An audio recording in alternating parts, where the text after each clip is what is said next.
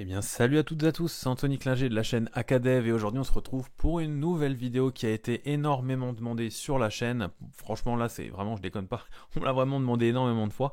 Et pourtant, vous allez voir, j'ai vraiment pas grand chose sur mon VS Code, mais j'ai l'essentiel, l'utile et ce qui me permet de développer correctement, avec un bon visu, avec des outils qui me permettent d'aller plus vite. Vous allez voir qu'il y a pas mal de plugins, en fait, j'en ai pas beaucoup, mais il y en a pas mal qui sont quand même très utiles. Et le thème, évidemment, qu'on me demande assez souvent. Alors là, pareil, c'est une question de goût, une question de préférence. Mais je vais tenter de vous donner mes pour et mes contre à chaque fois et vous dire pourquoi j'utilise un tel plugin et pourquoi j'utilise ce thème. Alors déjà, pour commencer, je vais aller donc du coup dans mes extensions. Et là, on va tout de suite parler de mon thème. Alors moi, j'utilise Atom One Dark Theme. Donc vous voyez qu'il y a énormément de téléchargements. On est sur plus de 4 millions de téléchargements. Alors pourquoi je l'utilise? Je l'utilise tout simplement parce que de 1, la couleur, moi j'ai toujours préféré la partie dark que light, en tout cas pour coder. Je pense qu'aujourd'hui 95% des développeurs utilisent des modèles dark, tout simplement parce que ça fait moins mal aux yeux, que ça me permet d'avoir une meilleure visibilité sur les différents langages que j'utilise. Par exemple, avoir une différence entre du PHP, du JavaScript, de l'HTML, CSS, enfin bref, des choses comme ça. C'est également très très utile lorsqu'on va commencer à développer avec des nouveaux frameworks parce qu'ils restent à jour. Vous voyez qu'à chaque fois les mises à jour sont vraiment très récentes. Donc là, par exemple, la dernière mise à jour, elle date quand même de cette année. C'est-à-dire que souvent, pour des thèmes que vous allez trouver sur VS Code, on se retrouve souvent avec des modifications, enfin des dernières mises à jour qui datent de bien plus d'un an en général. Donc là, gros avantage, c'est quand même maintenu à jour avec les nouveaux langages qui arrivent. Mais on va dire que vous voyez, par exemple, pour ici, vous voyez la différence entre les différentes couleurs. C'est vraiment sympa. Je trouve que c'est un peu mieux que j'avais avant le Dracula. Alors, je ne sais pas si vous connaissez ce thème, mais en tout cas, le Dracula, j'arrivais pas à avoir vraiment le meilleur thème de couleur. Alors que là, si vous voyez, l'Atom One Dark, c'est ça en fait, vous permet vraiment d'avoir un bon, je trouve, un bon contraste entre les couleurs et les différentes possibilités. Par exemple, là sur de l'HTML, vous voyez que j'ai directement du rouge pour les balises, du vert pour les valeurs et des choses comme ça, du blanc pour du contenu texte. Et si je retrouve dans mon CSS, là pareil, les imports, tout ce qui est fonction un peu, on va dire, ça reste en violet. Les attributs sont en blanc, enfin bref, moi tout me va, on va dire, c'est pour ça que ça fait maintenant plus de 5 ans que j'ai installé ce thème. Alors pas sur cette machine-là, je l'ai depuis longtemps sur une autre machine.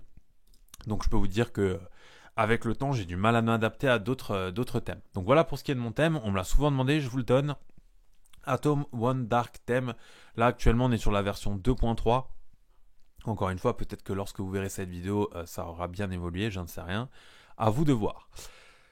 La première extension que je vais vous présenter aujourd'hui, elle est très connue, c'est Auto Close Tag. Alors ça, pareil, quasi 10 millions d'installations au moment où je vous montre ça. Alors Close Tag, ça sert à quoi? Ça sert tout simplement lorsque vous allez développer, par exemple en HTML, en JavaScript, peu importe, et que je vais par exemple créer un paragraphe, je ferme mon P et en fait vous voyez qu'il est directement fermé alors que je n'ai pas écrit cette partie-là.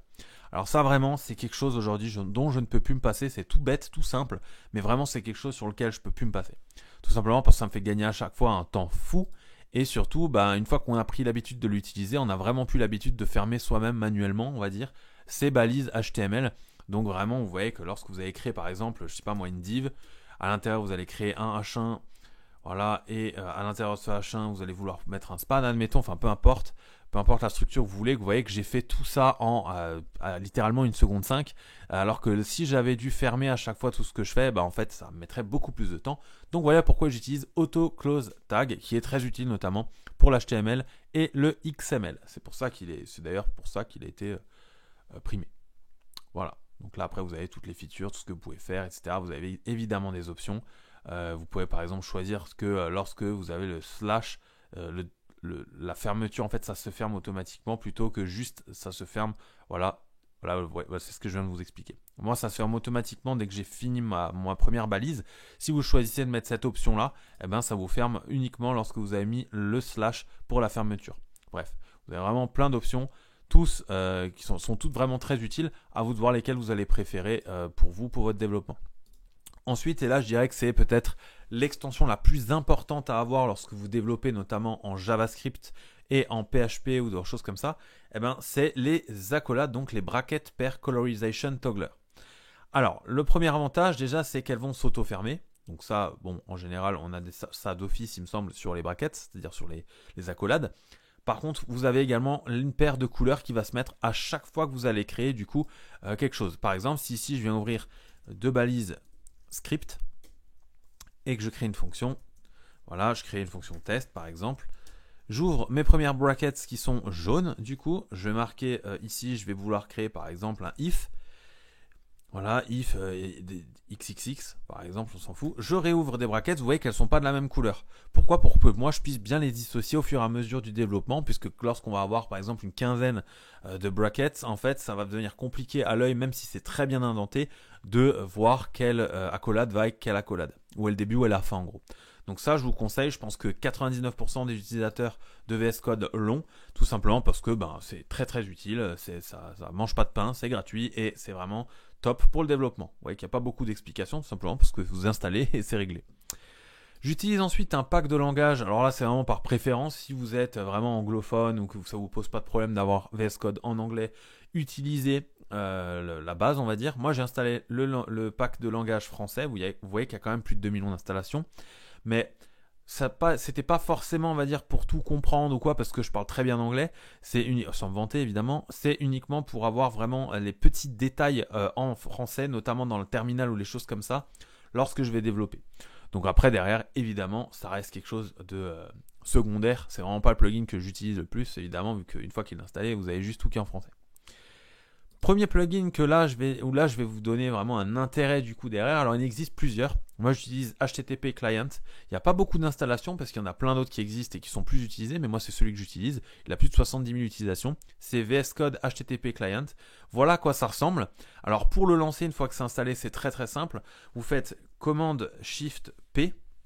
Voilà, et vous faites HTTP client ou new HTTP request, vous cliquez dessus, il vous ouvre un onglet et là vous voyez qu'en fait vous avez la possibilité de donner un titre à votre requête, une URL, donc par exemple une API, etc.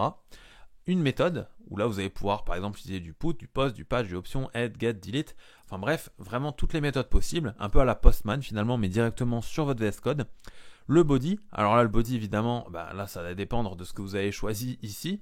Donc soit vous allez mettre des variables get, soit vous allez mettre des variables post, enfin peu importe. Ou alors vous allez même pouvoir importer directement dans votre body une image par exemple ou un fichier PDF.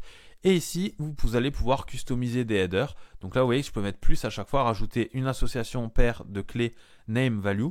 Par exemple, là, si vous devez vous connecter à une API et que vous avez besoin d'un username et d'un password ou d'un token de connexion, vous pouvez très simplement le mettre juste ici.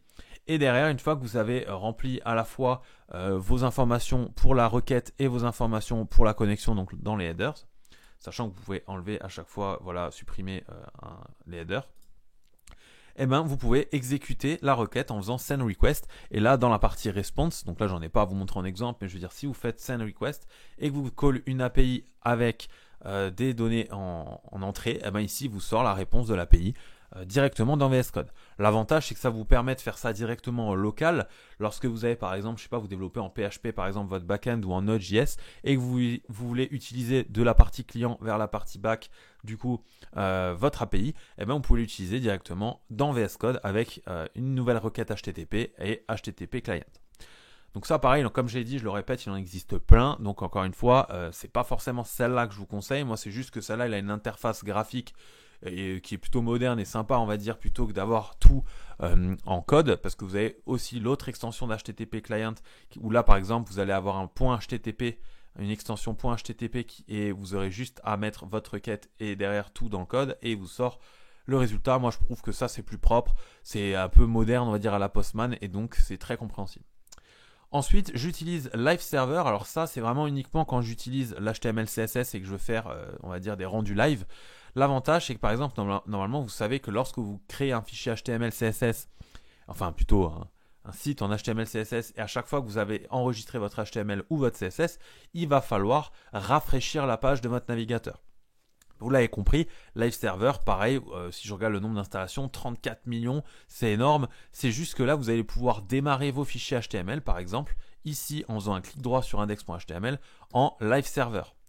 L'avantage de ça, c'est que vous voyez en bas que j'ai un port qui est venu se glisser ici et que donc j'ai un fichier qui s'est ouvert ici, juste ici, voilà, en Live Server.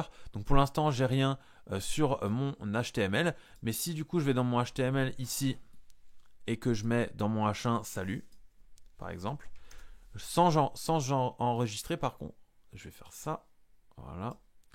Si j'enregistre pas, enfin si j'enregistre juste sans rafraîchir ma page, vous voyez qu'ici, du coup, j'ai bien mon salut qui est venu se glisser juste ici. Donc là, en fait, l'avantage, c'est que vous allez gagner énormément de temps, un peu à la manière de Nodemon quand vous utilisez Node, que j'ai déjà fait une vidéo dessus. Bah là, en fait, ça va vous redémarrer à chaque fois, vous relancer la page sans que vous ayez à rafraîchir à chaque fois, ce qui peut être très intéressant, notamment lorsque vous faites de l'A/B testing ou des tests de web design. Donc voilà, j'utilise uniquement Live Server pour ce type on va dire, d'utilisation. C'est uniquement pour l'HTML, CSS. Derrière, si vous utilisez par exemple du React, du Next.js, ça c'est d'office, on va dire, sur vos navigateurs vu que c'est réactif. Donc voilà pour cette extension. Et enfin la dernière extension, après j'en ai d'autres qui sont désinstallées que j'utilise plus, c'est VS Code Icons. Donc ça c'est tout simplement pour avoir, lorsque je suis dans mes dossiers, l'icône de l'extension à chaque fois. Donc là en HTML j'ai un logo HTML, en CSS le logo CSS, etc. etc. Ça fonctionne pour un bon nombre de langages.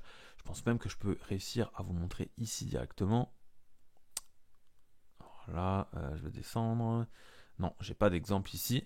Mais voilà, ici, voilà. Vous voyez qu'ici, pour tous les types de fichiers, de dossiers, de langages, peu importe, vous avez un icône. Donc c'est quand même plus sympa plutôt que d'avoir à chaque fois la base, on va dire, sur VS Code. Donc voilà, j'ai fini cette vidéo sur mes extensions et mon thème. Vous voyez qu'il n'y en a vraiment pas beaucoup, mais moi ça me suffit amplement pour tout ce que je fais. Il y en a évidemment qui pourraient être très utiles. Là, je vois d'ailleurs dans les recommandés, vous voyez par exemple le debug pour le PHP, ça peut aller plus vite ou des choses comme ça, ou alors les consoles.log automatiquement pour votre JavaScript dans le terminal ou sur directement le code. Il y en a énormément aujourd'hui. Moi, je les utilise pas forcément parce que je les aime pas, mais tout simplement parce que je n'ai pas l'habitude et que j'ai pas forcément l'intérêt de le faire. Derrière, évidemment, si vous avez des extensions favorites, n'hésitez pas à les mettre en commentaire pour en faire profiter tout le monde. Moi, c'était Anthony Clagé de la chaîne Acadev. Si cette vidéo vous a plu, n'hésitez pas à mettre un pouce bleu et à vous abonner à la chaîne. On se dit ciao tout le monde.